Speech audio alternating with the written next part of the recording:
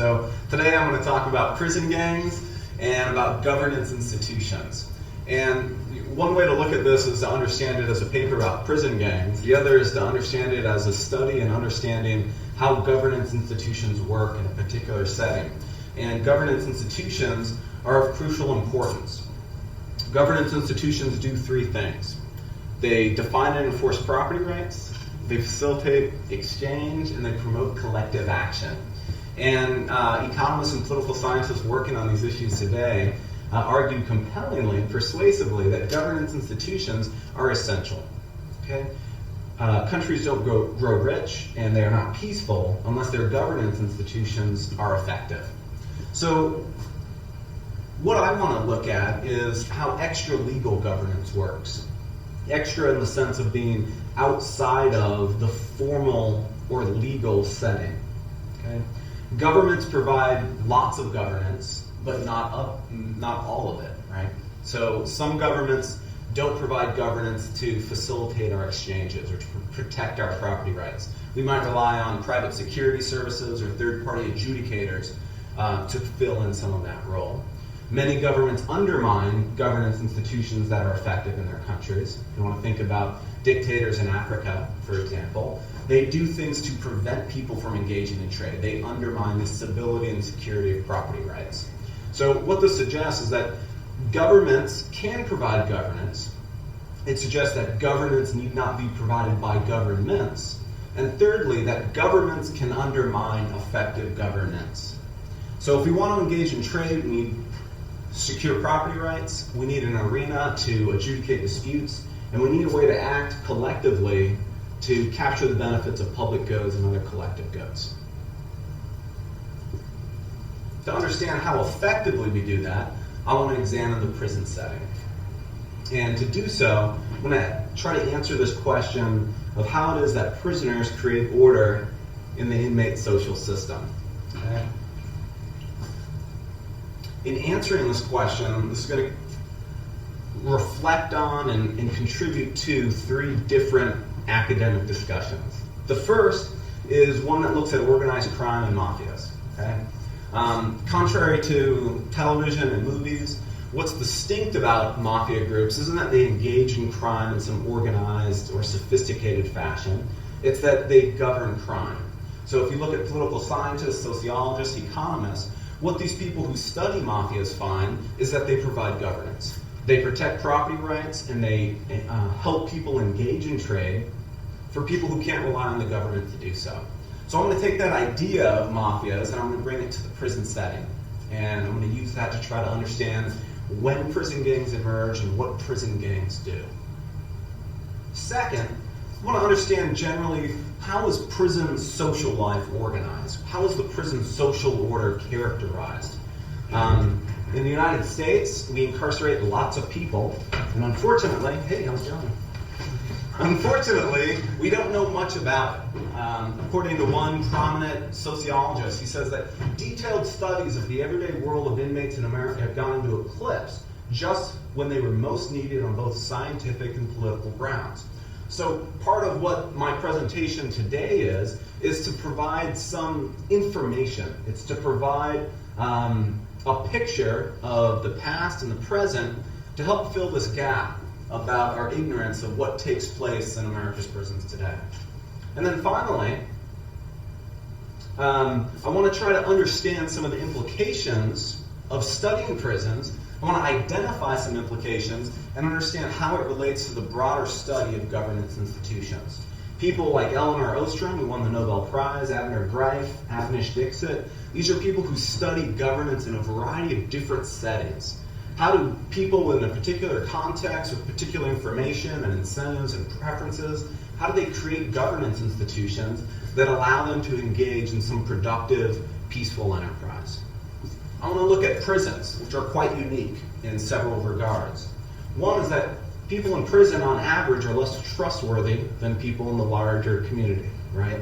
There's a mechanism that filters people into prison that identifies those who are less willing to wait for future benefits, who are more willing to violate commonly held moral norms and rules, and more willing to use violence to get their way. Second, prisons are very unique because they constrain your ability to move, to segregate yourself from others. Governance institutions are often effective because they identify those people who you don't want to exchange with and help you remove yourself from them. Prison's an involuntary association. You can't get away from the people who you are incarcerated with.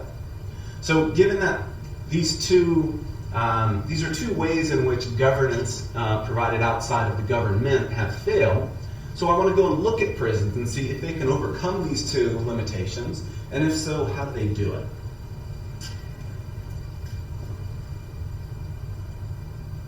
So I want to motivate this talk by a puzzle. In California, it was founded in 1851, not long ago relative to UK standards. But for more than 100 years, the prison system in California operated and no prison gangs existed. And just to be clear, a prison gang is a group of people who are active inside prison and sometimes outside of prison. They have well-structured internal organization. They exist into perpetuity. Even when the current members die, the name itself, the group itself continues. Most prison gangs have a lifetime commitment requirement. No groups like this existed in the California prison system prior to 1957. In 1957, you see the formation of 7 different prison gangs. Since 1970, these prison gangs have grown in number and size, and they now dominate the 33 prisons that exist in California. If prison gangs are so important today, as I'm going to try to argue to you that they are, why didn't they exist for more than 100 years? Okay? I want to argue that understanding that empirical puzzle gives us some insights and lessons into understanding governance institutions. How am I going to study this? Well, I want to do an economic history of prison governance institutions. So the dependent variable that I want to look at is not gangs, but the inmate social order, inmate social organization. How is it that inmates in prisons interact with each other and live their daily lives? How do they go about the everyday business of living? In order to depict that dependent variable, I'm going to look at a number of qualitative sources. Legal documents that examine crime inside and outside of prison. I want to look at the best academic work from anthropologists, criminologists, and sociologists. And then a variety of ethnographies and personal accounts, participant observers, people who work in prisons and write about it, people who were in prison gangs and write about it. So a diverse set of qualitative sources that I'm going to pull together to try to characterize a compelling picture of prison social organization. Come on. So I want to understand how this dependent variable changes based on, who are those people? Based on how a number of independent variables changed.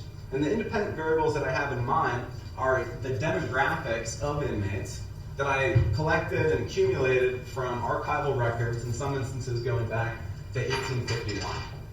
All right, so the goal, that intellectual enterprise, is to see if we can explain changes in the dependent variable from changes in inmate demographics, our independent variable.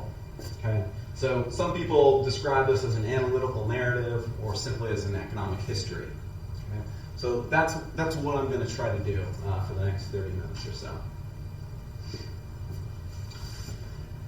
The nature of prisons is that there's a lot of governance provided by officials. The same bars that keep you locked in your cell at night keep you safe because it keeps other people from entering your cell at night.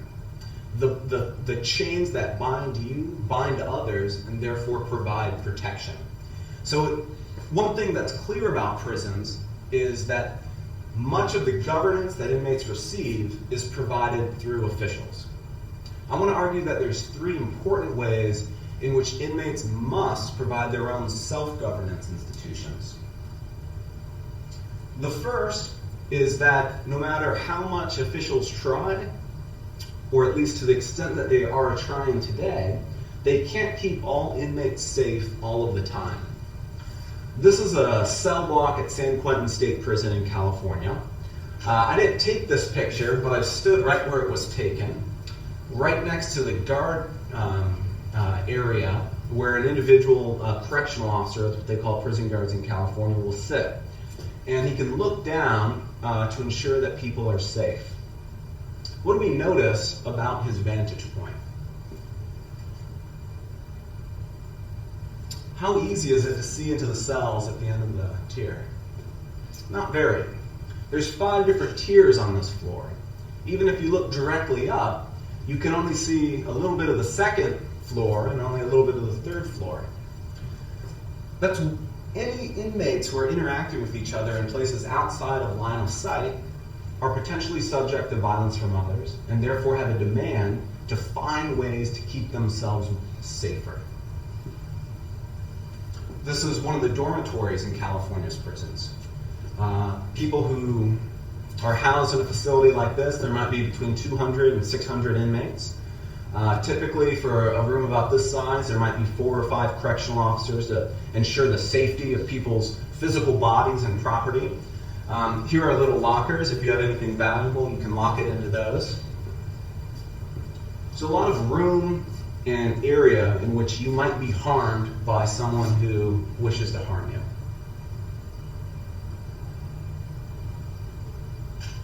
So personal protection and protection of your property is the first way in which inmates must provide self-governance, because official mechanisms can't provide all of it. The second is in the allocation of commonly held resources. Does anyone know what this picture depicts or shows what's going on in there? Yeah?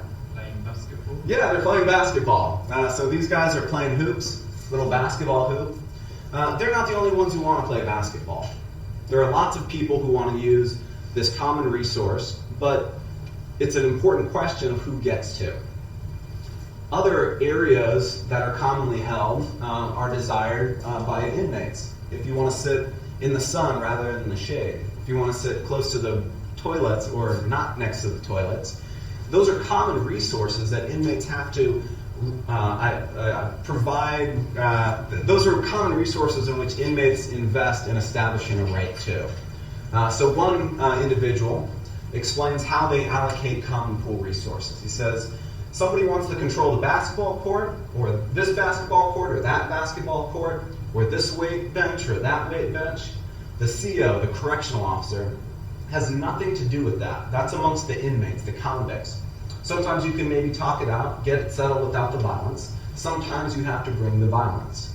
So there are many resources in prison that don't have an owner, and inmates invest resources to identify and assign ownership to those, to allocate those resources.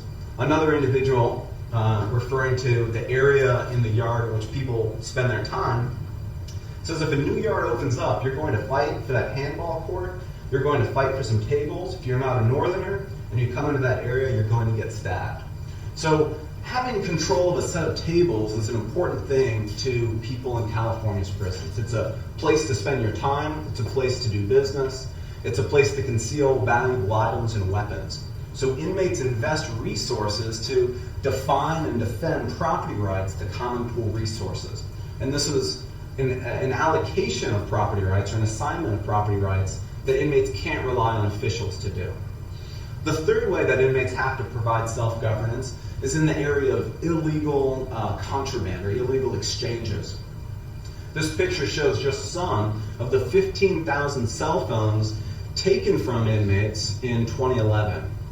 If we assume an interdiction rate of finding 1 out of every 10 cell phones, that means that nearly every inmate in California has his own cell phone. Charles Manson, famous murderer, has had 2 phones taken from him. He's in a very secure facility, in a very secure housing unit, and that reflects the fact that markets are flourishing.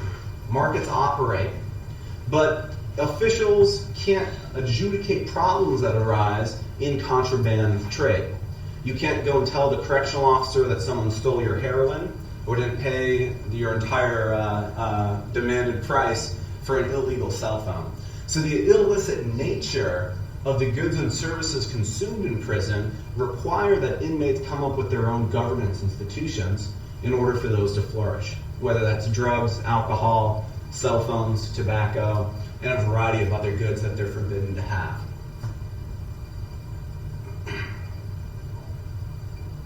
So, inmates require self-governance, and I argue that there's two ways that it's very productive to understand how they provide that. The first is norms. Following Ostrom, these identify the permitted, obliged, and forbidden behaviors of people with particular attributes in a given context. Okay? This is a picture of the payphones at the Los Angeles County Jail.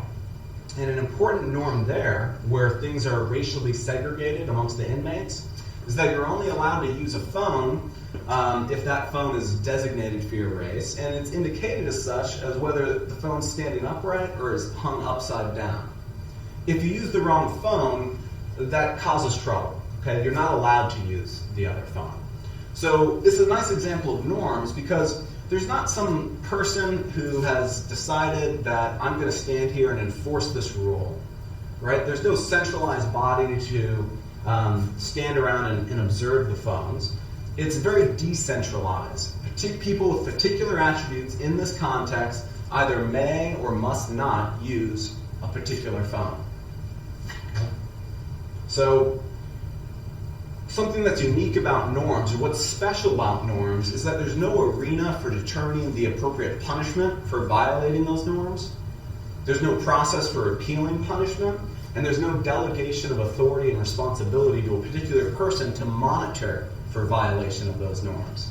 Okay? Enforcement is very decentralized, so it's relatively less expensive, but it's very decentralized. Right?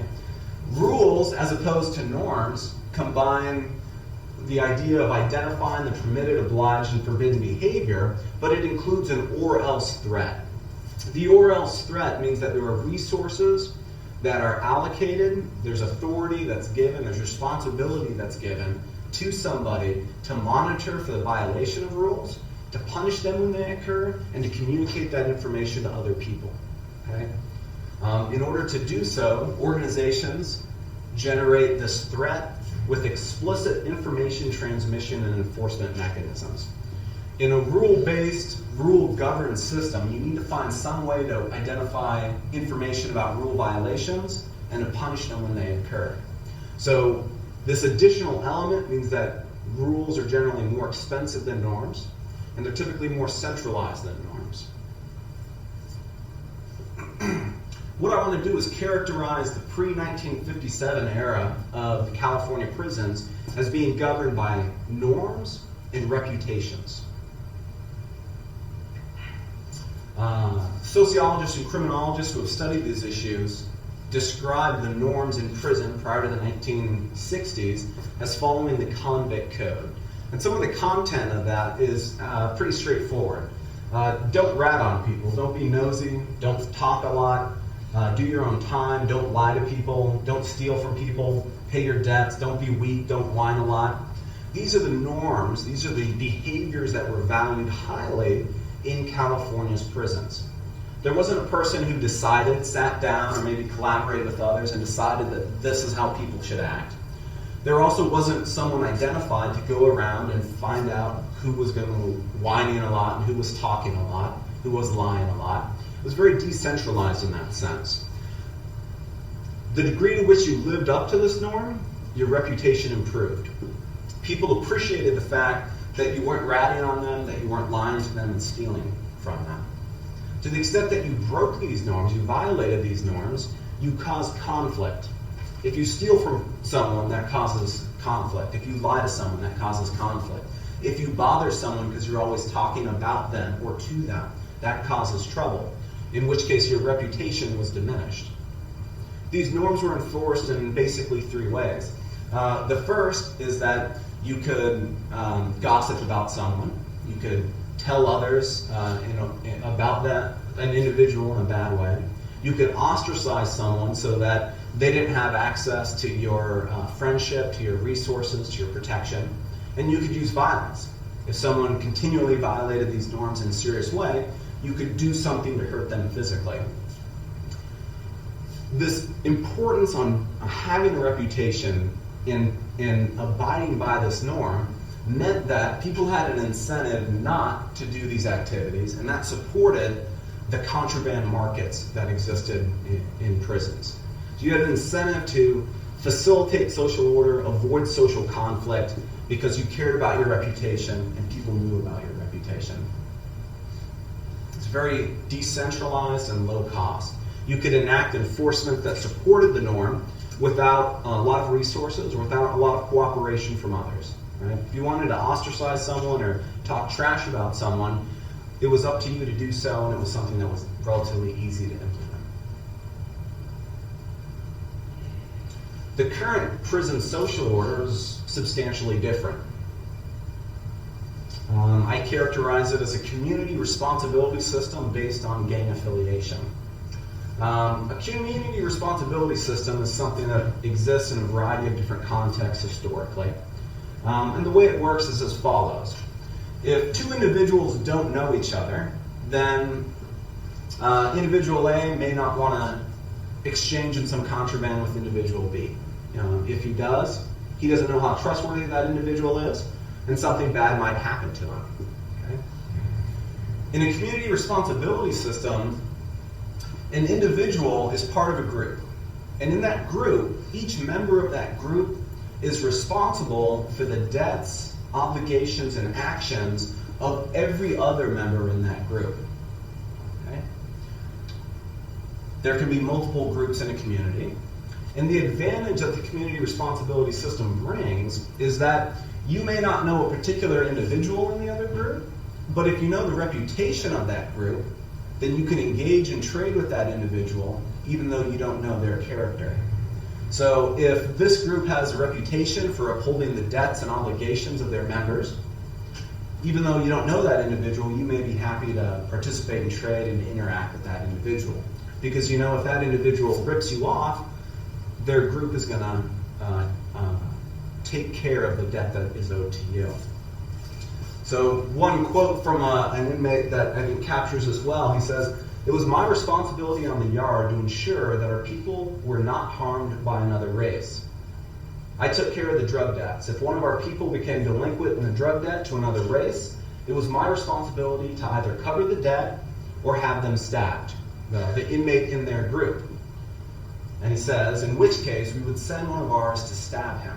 Okay? So I'm sorry, you're frowning. I don't mean to be offensive, but what this illustrates is that individuals in the group, their obligations, their acts are supported and attributed to the group as a whole. What that means is that individuals in that group who have low information costs of knowing how trustworthy that individual has, they have an incentive to monitor those people's actions. They have an incentive to adjudicate disputes with other groups because everyone in the group is on the line, so to speak, for each member's actions. So from the 1960s and the 1970s forward, the way that these gangs or inmate groups have worked is that an individual will have a shot caller in his particular area of the prison. These individuals will collect information from new arrivals, and if you're not in a gang or affiliated with some group, they will force you or find some group for you to affiliate with. So that if you get into trouble, these groups can adjudicate disputes rather than individuals having to adjudicate these disputes. This is a picture. So what these gangs do is they're expert at communication. This is a note with very small writing. They send these notes out throughout the prison system, and they tell people who's violated the rules. And they've told them who's violated the rules, what did they do, what should we do as a result. This is one prison gang's list that indicates 3 types of people. The top are disciplines. This is anyone who's in a particular street gang. So, for example, there's Lowell Street up there on the right. I don't know if this works, it doesn't. So anyone in that gang should be assaulted if the members of this prison gang identify one of their members. So just as in that community responsibility system, everyone in the group is held responsible for one member's actions, those disciplines lay out the gangs in which any group should be assaulted because of someone's violation of the rules of good conduct in prison. The personals are particular individuals, this is Bobby Hernandez, for example, who deserve punishment for violating some prison rule. Okay? Down here are passes. These are the people who were previously on the list but have regained their favor, maybe because they've made amends for whatever their transgression was.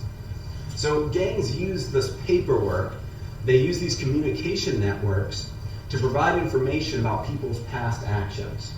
They're very explicit information and enforcement mechanisms that tell people about how people have acted in the past, and that creates a threat or a deterrent mechanism to prevent future misconduct by other inmates. Gang membership is prolific in California. Even in large part, people who have never been in a prison gang or in a gang, when they're incarcerated, may join or affiliate with an inmate group. This is a form used to initially assess an individual who enters a prison to find out where to house that individual. And what you'll notice over here is that there's an area for an individual to indicate which gang he's a member of. So this is something that officials recognize and is incorporated into the formal process. A Hispanic could choose to be in the Southern Hispanic gang amongst the Bulldogs, the Northern Hispanics, or the Paisas, for instance. Since 2005, they're not legally allowed to have this on the form anymore, but the need to affiliate with a group is still remains. So currently, according to officials working in prisons, prison gangs are in charge of most individuals in the prison population. One correctional officer says, when you come to prison, you have to join a gang. You have no choice. It's a must, because you have no protection, you're on your own, and anything can happen to you. Surprisingly, even though the former warden at San Quentin admits, the Department of Corrections has pretty much given over control of the general populations to gangs. Okay? If you go to prison, I'm told, when I visited some of these prisons, that even if you don't want to, you have to find a group to affiliate with in order to participate in this community responsibility system. So what I want to do is reframe this puzzle of prison gangs. First they didn't exist and now they do, as a puzzle of governance institutions. From 1851 to the 1960s, that prison social order was characterized by decentralized norm-based governance. Since that time, it's been characterized by rule-based governance, group-based governance, been more centralized. So thinking about the issue in this way allows us to draw on the economics literature that looks at when norms have become more and less effective. And I want to look at those independent variables to try and explain this change in governance institutions. Drawing on that literature, we can identify a number of different propositions. Okay? The first is that norms are less effective in large populations. Norms are effective in communities where your reputation is easily and widely known. When you get into larger communities, it's more difficult to know every person's reputation. It's more difficult to keep track of who's trustworthy and who's not. In a larger community, because enforcement of norms is decentralized, the free rider problem becomes more important. It provides a public good to punish norm violations, and as that group grows larger, people can less easily monitor others' behavior. Okay? So norms become less effective in large communities. That's proposition number one. The second is that norms are less effective when a greater proportion of arriving inmates have never served a prison sentence. And the reason for this is straightforward. If you've never been to prison, then you don't know the norms that are important in prison. So you're going to cause more social conflict by violating those norms, and you're also going to be less capable of enforcing those norms. Okay? Finally, norms are less effective when there are more young people, like yourselves. Young people are more willing to violate commonly held pearls of wisdom. We're more willing to buck the trend, to disagree with our parents, to try new things, to innovate. More likely to rebel against social norms that characterize our particular community. Okay? So that's 3 reasons why we would expect norms become less effective. So I'm going to provide some evidence now that looks at how those different inmate demographics have changed. This is the California inmate population from 1851 to 1970. Until about 1910, the inmate population was relatively low and stable, always less than about 3,500 inmates, on average about 1,000 inmates. But between that time and 1970, we see a fairly large increase in the inmate population, an increase about 6 or 7 times. It increases larger than ever before, faster than ever before, and for a more prolonged period than the prison system had ever experienced. So this is the period in which we would expect norms to become less effective, and it is the period in which prison gangs formed. If we extend that time frame from 1851 to 2009, we get a similar picture. So there's the period until 1960. That's 1960 to 1970, what we saw in the last chart. And this is the modern mass incarceration system that exists in California. A remarkably larger number of people live in California's prisons today. That is going to push, overwhelm, and undermine the effectiveness of norm-based governance. There's remarkably more people. You don't know who they are. You can't keep track of them in a decentralized fashion. We also have, here's a graph of the growth of inmates in San Quentin and Folsom, 2 of the older prisons in California. Again, we see similar growth from fewer than 1,000 or 2,000 inmates to a combined total of about 8,000 inmates. This is the number of prisons that exist in California. For most of its history, it's fewer than 5 prisons. In 1975, there's something like only 12 or 13 prisons. Now there's 33 prisons in California. So what I want you to do is put all these things together. California prisons used to be relatively small and in a fixed location. We have remarkably more inmates in California's prisons, remarkably more prisons. It's much more difficult to know how trustworthy any particular individual is compared to that earlier period. And we would predict and expect, and arguably we see, that norms become less effective as a result. The second proposition suggests that the more people who have never been to prison don't know the norms, and therefore are less likely to follow and enforce the norms.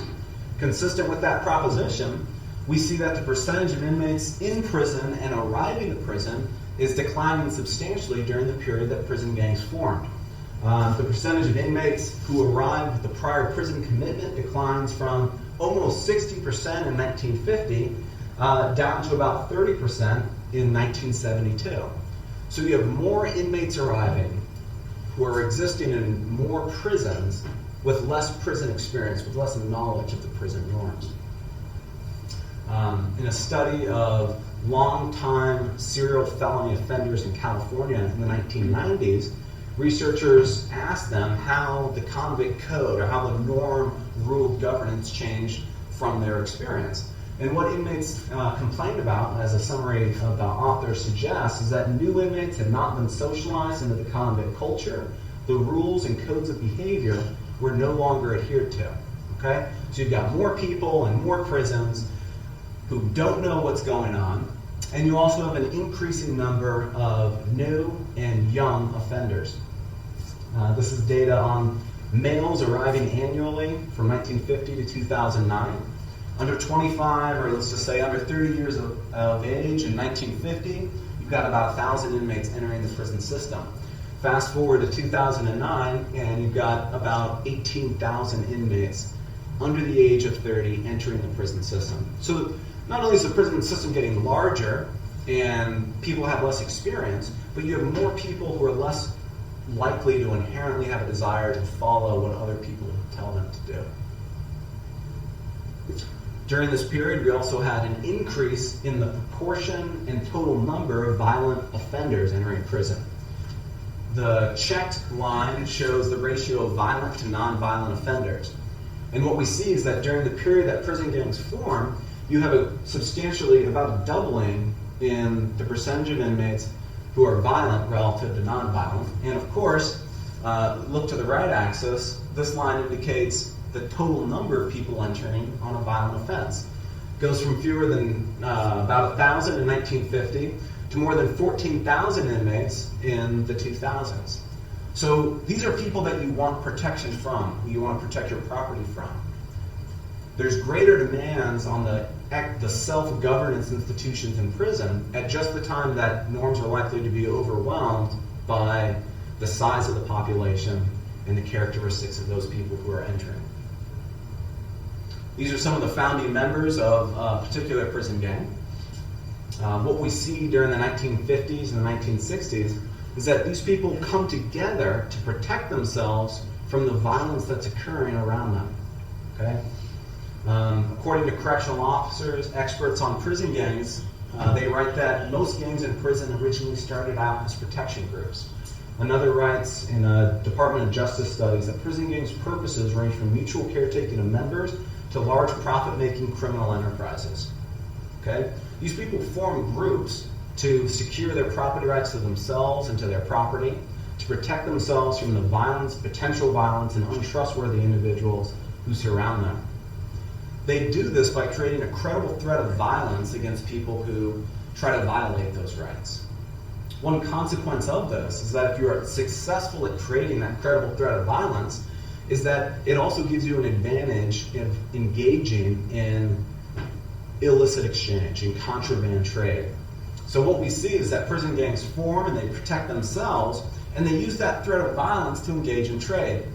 One Department of Justice study says that almost without exception, the gangs are responsible for the majority of drug trafficking in their institutions. And this isn't a random or surprising fact if you think about it. There's several reasons why gangs have an advantage or are more capable of engaging in trade than sole proprietors. The first is that they have that credible threat of violence. If you're just a single individual and you want to sell drugs in prison, that means that if someone can come by and kill you, they can take it. They can force it from you. They can get those drugs and promise to pay and never do that, and you may not be able to do anything about it. A gang, by definition, has the ability to protect itself. It has a credible threat of violence. Gangs also have an advantage because their members are lifetime members. And means when these individuals leave prison, they can rely on them to assist them in trafficking drugs into the facility. A sole proprietor has to trust at least one other person to bring drugs into the prison, but gangs have a better idea about who they can trust to do that. Debt finance is an important way that drugs are consumed in prison. It means I'll use drugs today and I'll pay you next week or next month. The problem for a sole proprietor is that if you debt finance your drug sales, they can eliminate that debt by killing you. The corporate entity that is a gang means that if you kill one individual in the gang's still there. The debt obligation remains. Okay? That allows them to debt finance drug consumption much more effectively than any one individual in prison could. Finally, because these groups are perennial, because they exist into perpetuity, there's a longer time frame in which they have an incentive to invest in their reputation. Gangs want to have a reputation of being fierce to deter potential thieves, and they want to have a reputation of having quality drugs to assure potential customers. A particular individual who's going to be in prison for a little while may leave prison. They're going to have a shorter time horizon, so investing and establishing that reputation is less profitable. For a gang that's going to continue to exist in perpetuity, it makes much more sense to invest in that reputation and to assure people that you're selling a quality product. During the period that prison gangs are forming, we see a substantial demand increase for illicit contraband. This graph shows the total number of inmates addicted entering the prison system and the percentage of inmates who are addicted. What we see is that the total number increases from about 1,600 to more than 12,000 inmates who admit to having a drug or narcotics addiction. And the percentage of inmates arriving into the prison system goes from about 30% to over 70% during the period that prison gangs are coming into power. Okay? So this is a profit opportunity for people who have the organizational characteristics necessary to operate in these illicit markets. We can also look at drug offenders. Drug offenders may use drugs or may not. So they're not all of the consumers of illicit drugs in prison, but they certainly may be an important part of it. This is the number of male drug offenders in prison and the number arriving each year for drug crimes from 1950 to 1980, where that last chart stops. This is what happens after that time. You see a remarkable increase in the number of people incarcerated for drug crimes and arriving for drug crimes in the tens of thousands. Okay? There's a substantial demand for a product that gangs have a comparative advantage in supplying. And they make remarkable profits by ensuring that things are orderly and things in the drug trade are occurring peacefully and profitably. Okay? So this is a governance theory of prison gangs. It says that the way to understand prison gangs is as one of many different types of governance institutions. Past work has identified alternative explanations. One is street gangs. Okay? It's maybe the most common explanation. It's that street gangs import their organizational structure or members into the prison system. And once these street gangs are in the prison system, they create gangs and prison gangs exist then. The problem with this argument is that it predicts that we should see prison gangs forming earliest and most frequently among communities where street gangs are most active. But that's not what the data suggests. This table shows the year that prison gangs come into existence in a variety of different states.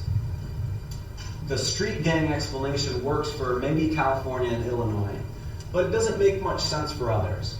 Washington, Utah, Pennsylvania, Iowa, Nevada, Arkansas, North Carolina, Virginia, some of the earliest groups to have prison gangs, are notable for their lack of street gangs. We should see street gangs forming where street gangs are most active. Prison gangs forming where street gangs are most active. A group that's not listed on this because it was only conducted in 1985 is New York. Prison gangs formed in New York prisons very late, despite their long and notorious history of street gangs. If you look at specific cases like California, yeah, we had street gangs for a long time in California, but that's actually bad for this explanation. Street gangs existed arguably in California back to 1910 or 1930. What explains the long lag in prison gang formation, given that street gangs formed so much earlier?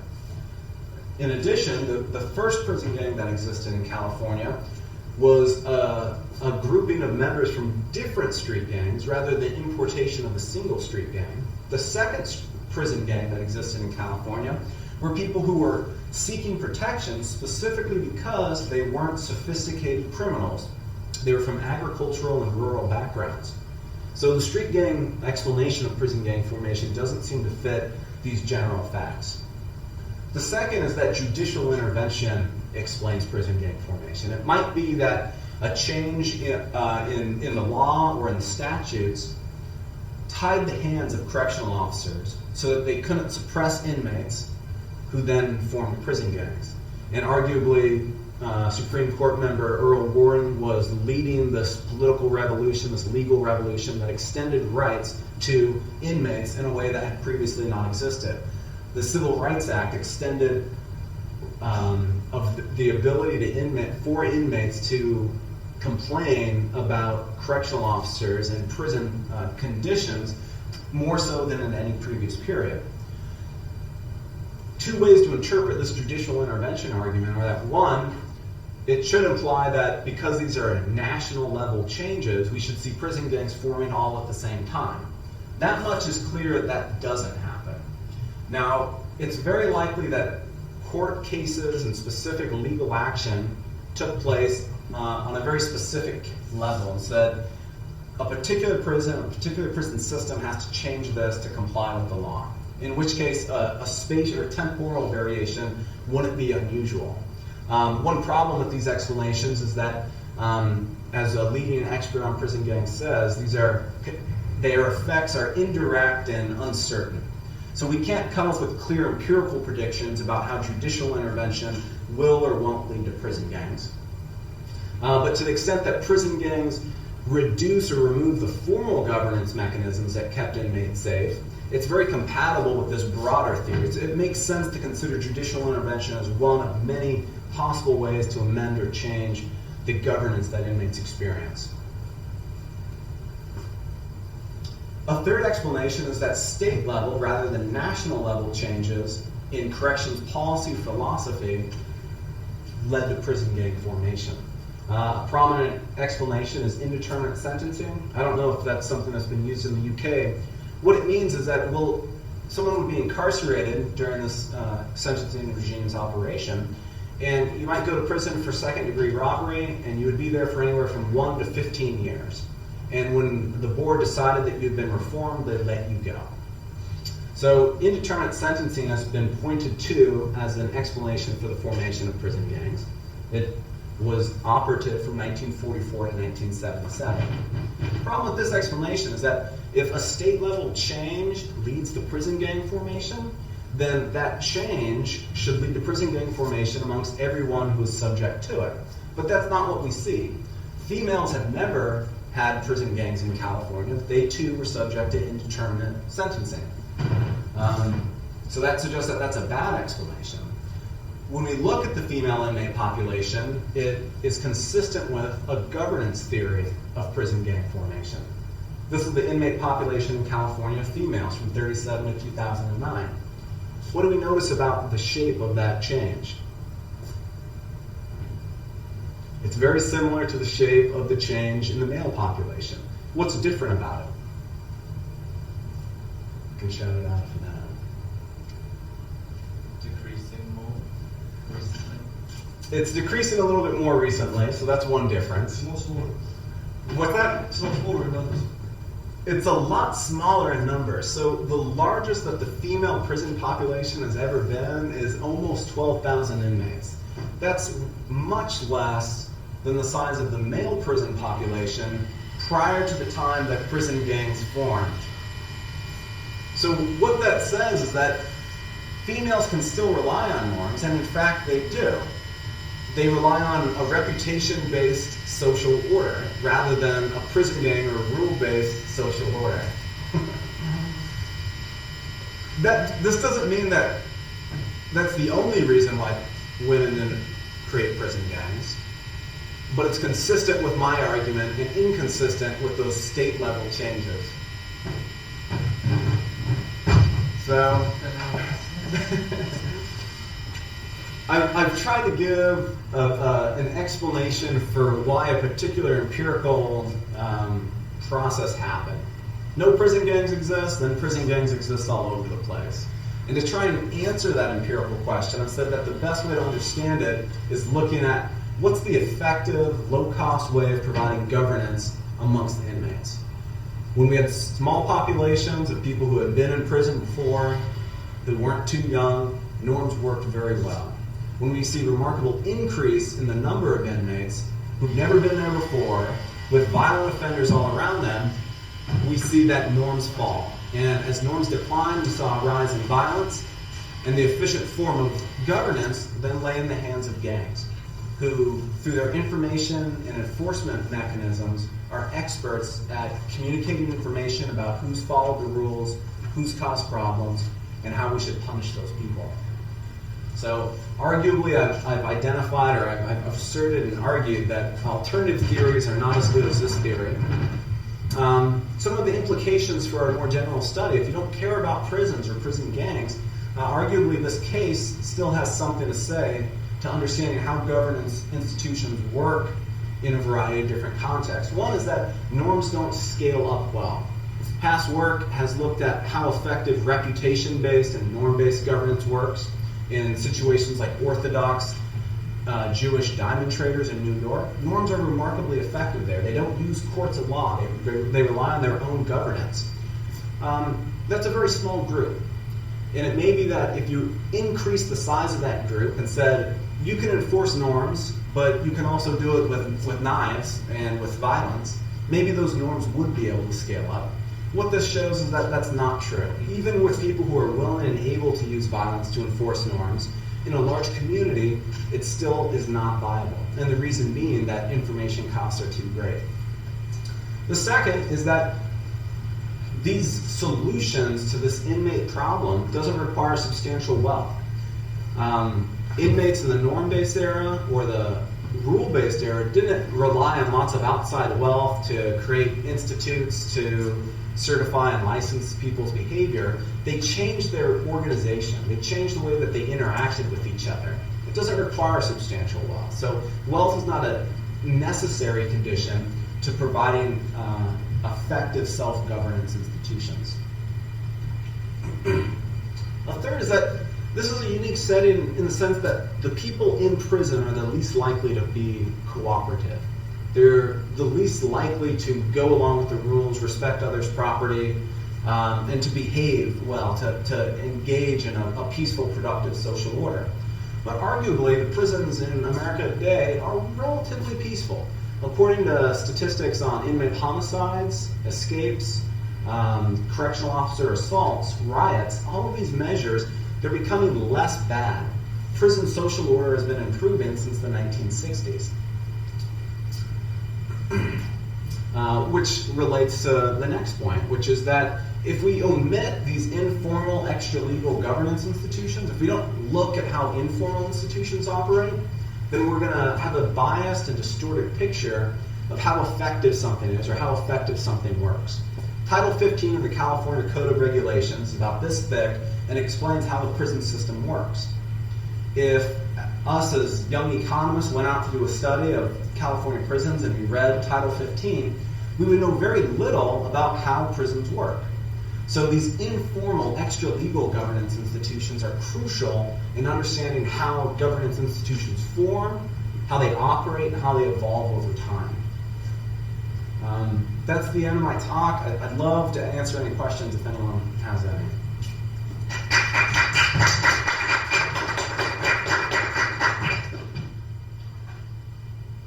Yeah. So one of the things you mentioned, which was quite interesting, is that the norms don't scale, or at least they scale to a certain point. And I wonder, given the ramp up in the war on drugs, the fact that America accounts for 5% of the world's population, yet accounts for 25% of the world's prison numbers, have you seen any additional evolution of prison gangs themselves, any sort of further development? Because I saw the shift from norms to rule-based institutions quite dramatically. We've now seen a massive increase in the number of people being incarcerated in America. Have you seen anything additional, anything that sort of strikes you?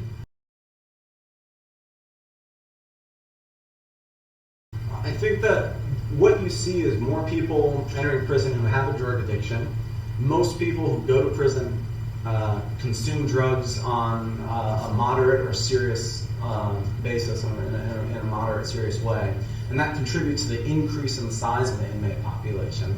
So what we see is more people who come in knowledgeable of the drug trade, and more people who are willing to participate in supplying drugs in prison, and importantly, more people who desire to use drugs while incarcerated. That creates profit opportunities for people who can provide that. So, a booming market for drugs because of the drug trade, and simply because of the number of people that are incarcerated.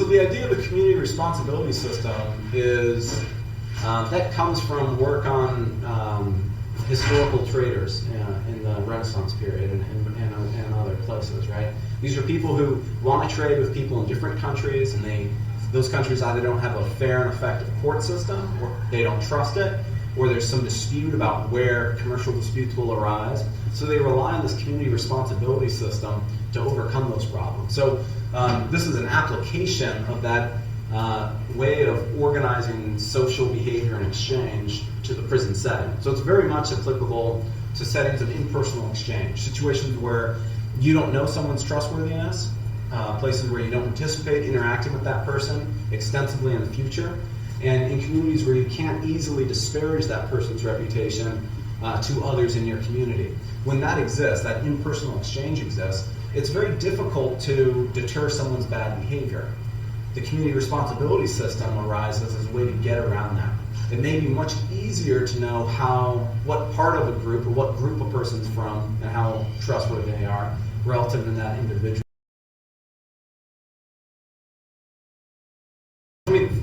Data on fights is actually difficult to collect for a variety of reasons. Since in the last 10 years, correctional officials haven't provided lots of incident data on that. And lots of it is intentionally designed to take place so that it won't be identified, right? So what we see is that prison gangs use violence as a way to resolve disputes. As that quote suggested, if you don't pay your drug debt, there's going to be a fight, and it's going to happen in a controlled fashion. You're going to be taken into a cell, and you're going to fight with the person who you owe. So would that be a fight between the individual who's done something wrong and the gang?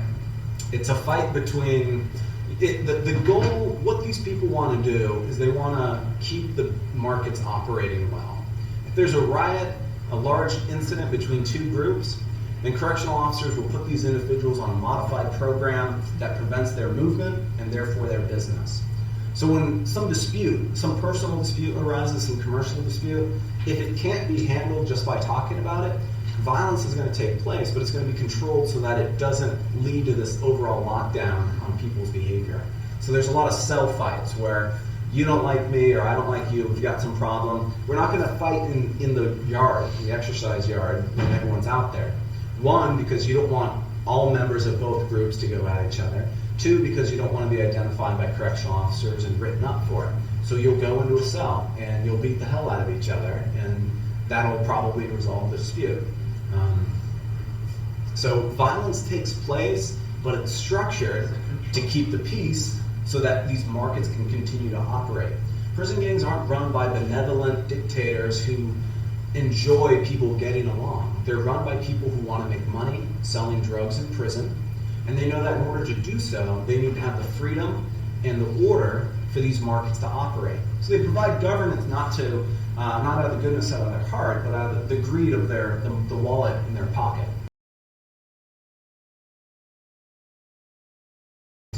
Most of them are race or ethnically based.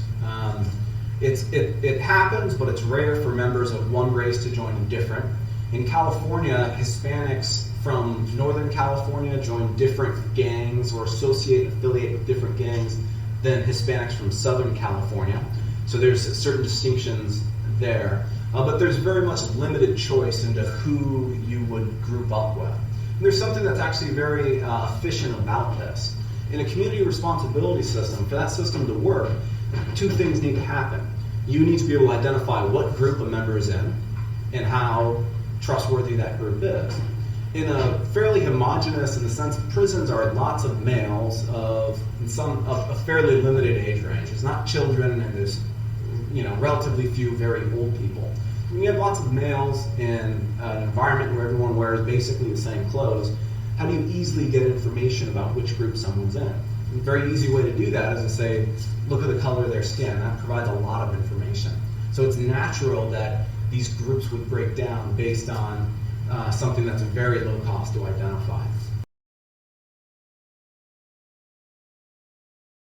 My understanding is that in every prison system in the US today, there are prison gangs that are active. There's very little data on this. Criminologists constantly decry the fact that this is the most elusive figures in corrections, is how many prison gangs and how many prison gang members exist. So it's very difficult to make cross-state comparisons.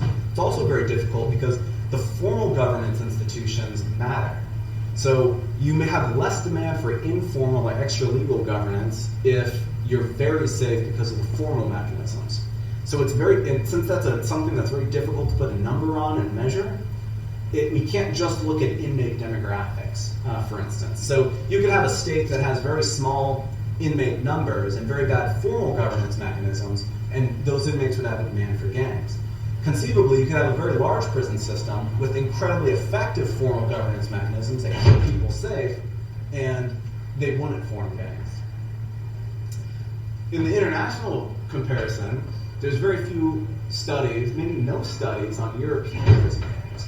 The only studies that exist, a psychologist in the UK has written several articles on prison gangs in the UK. And what we see are that prison gangs are a small but growing problem.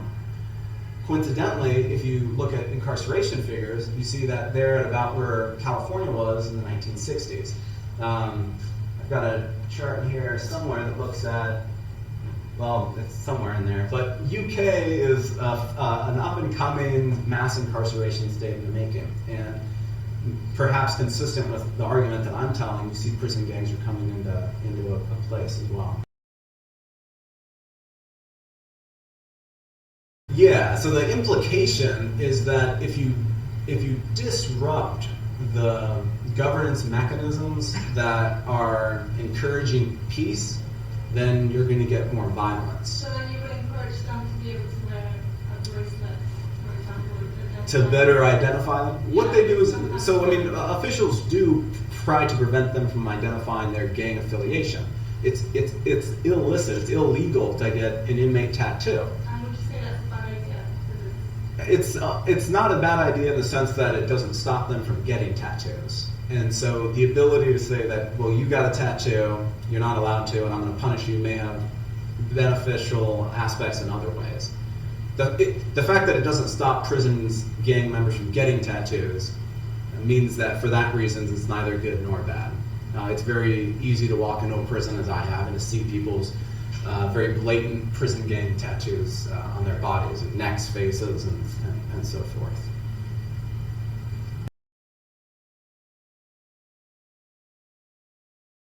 The way that I understand norms follows economics and law and economics work, which is that norms are not inherent, they're not rigid, and they're not fixed. Norms come into existence, they arise in order to solve social problems, in order to solve social coordination problems. It's polite for me to open the door, to hold the door open for the old lady coming in behind me, right? That's something that we deem as a good thing. It solves this problem. How do you get the old lady in? Well, let me hold the door open and esteem me for doing so. So norms on the street and in prison might be very different, or they may be very similar, depending on what problems those norms arise to solve. These norms continue to exist even though prison gangs are dominant in America's prisons, and especially in California's prisons. They exist, but they're just insufficient to get the job done. If I can slam the door on Granny every time I walk through and no one ever knows that, then you would disesteem me if you saw me, but that wouldn't change my behavior because there's no additional deterrence, no cost in acting that way. So it's very much endogenously emerging to solve these social coordination problems. And Posner's got a great book from 2000 on the subject.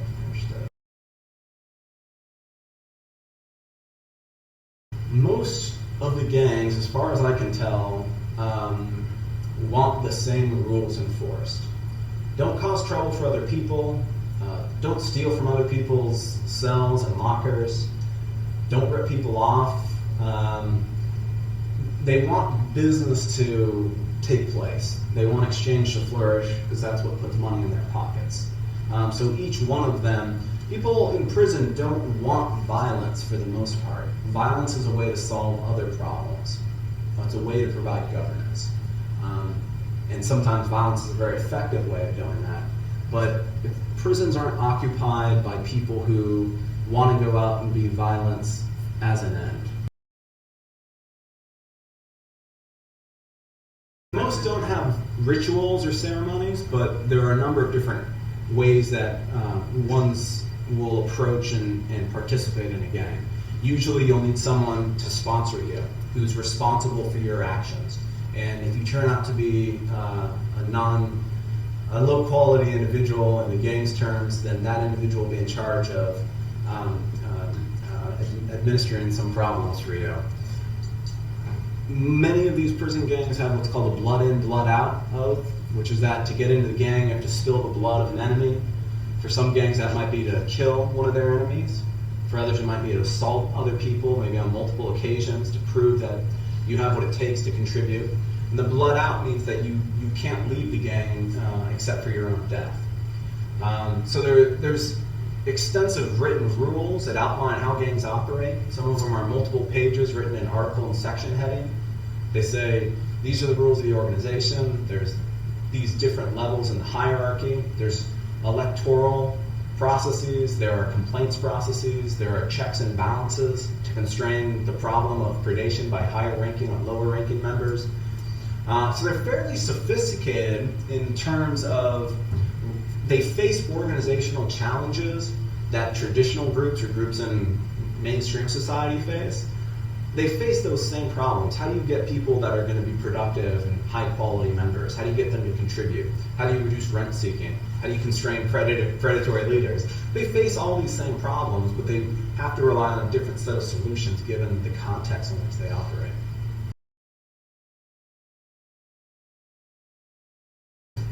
Yes. So most inmates aren't in a prison gang, but will affiliate with an inmate group that operates as a prison gang that doesn't require that additional requirement. For actual prison gang members, when you leave prison, you must continue working with the prison gang and you must continue following their orders. When you leave prison, you're given orders and information to communicate to other members of the gang who are already outside. You may be required to send money from legitimate and illegal activities back to prison gang members. So it is very much true. And if you don't continue working for the gang, in many instances we see people are assaulted and murdered. It's very much a real commitment. Another way that people leave the gang, though, is other than just quitting, is in prison you can debrief or quit by telling correctional officials everything you know about the gang, and they'll house you in a different area that's safer. And if you ever go back to the general population, it's a good chance that you'll be harmed. So you stay there and try to avoid those people. So it's the rule is enforced, but also often violated.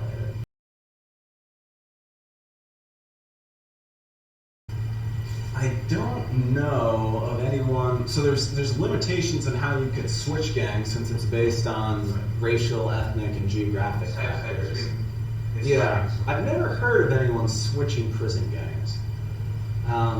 One reason that might be is because the fact that you want to switch reveals information that you're not a trustworthy individual to participate in gang activities. What is the optimal decision and control structure of a prison gang? Okay, that's one way to approach this question. It could be that a dictator is in charge of 300 members across 30 prisons. That seems inefficient because communication costs are very high communicating with other inmates. Can't call each other except on the cell phones, can't write letters to each other, you don't know what's going on. So you would imagine that people are going to delegate authority to people who have better information to make decisions. And that's what we see is typically a shot caller for a gang, a captain or squad leader at a particular prison will be in charge of the activities at that prison, and sometimes will kind of be under the supervision of some higher ranking member at some other location. What we see usually is that it's not one person in charge of the prison, but it is a small committee from 3 to 5 members of people who are going to make decisions for the gang in that unit or in that prison. And if you talk to prison gang members, they have very rational reasons to do this. They say, if there's only one person in charge at the prison, then everyone wants to be that person. If you have 3 or 5 people in charge of that prison, then you've got an opportunity to come into power, you can get a chance to sit at that table. And they also have ways that people are demoted or rotated out of those positions. So it's collaborative in that sense. Some of the gangs are very decentralized, run in a very independent fashion. There's no top leader. The Mexican Mafia, for example, doesn't have a hierarchy where there's one individual in charge of all others. There are cells that are engaged in their own money-making activities that trade under this name of the Mexican Mafia. Some are more respected or engaged in more productive illegal activities than others. Other gangs, for example, are much more hierarchical, and there are leaders. There are 5 people who are in charge of a particular gang, and then underneath them are a number of captains and lieutenants and soldiers. It's more hierarchical. When you look at California, the first and second most powerful and important prison gangs are the Mexican Mafia and the Nuestra Familia. The Mexican Mafia is a very decentralized, dispersed organization, and the Nuestra Familia has a very hierarchical one. That's kind of a puzzle. We don't know exactly why it is that they're both successful even though they're fairly different. I think the truth is that in practice, there's a little more hierarchy amongst the Mexican Mafia than we might explicitly think based on some of their gang documents that we get. And for the Nuestra Familia, they're more centralized relative to the formal outline of their organization that we get through gang documents and informants. So there's a little bit of hierarchy, there's lots of delegation because information costs are high. Interested in studying prisons because I'm interested in institutions. Institutions determine why some countries are rich and some are poor. And the question is, how effectively can people provide governance institutions in a diversity of situations? Prisons are unique because on average people there are less trustworthy, they're less mobile, they can't rely on the same mechanisms that facilitate self-governance and other commercial and frontier-like settings. How effectively they work, how they work. I've offered some information on that today. So thank you very much, and maybe we can continue over a couple of beers or something like that. So thank you.